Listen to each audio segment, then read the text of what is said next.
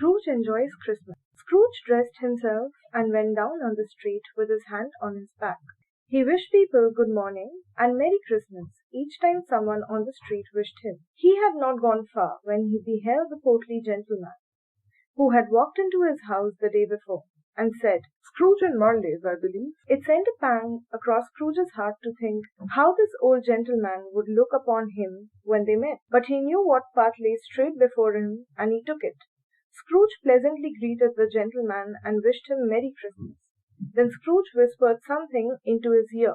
The old gentleman was pleasantly surprised. "My dear Mr. Scrooge, are you serious?" "If you please," said Scrooge.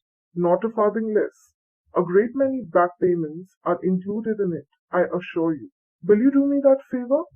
Scrooge then asked the old gentleman to come and see him. In the afternoon he turned his steps towards his nephew's house. After passing it a dozen times, he finally knocked the door and asked for his nephew. When he entered the living room, everyone was surprised to see him.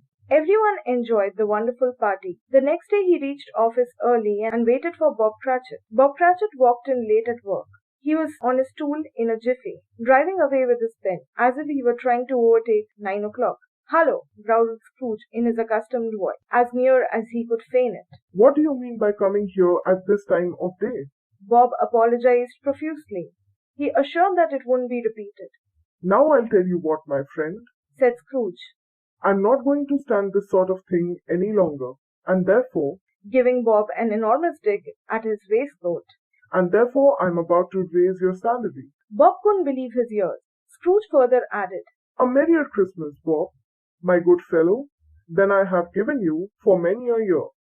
That year Scrooge indeed enjoyed his Christmas a lot.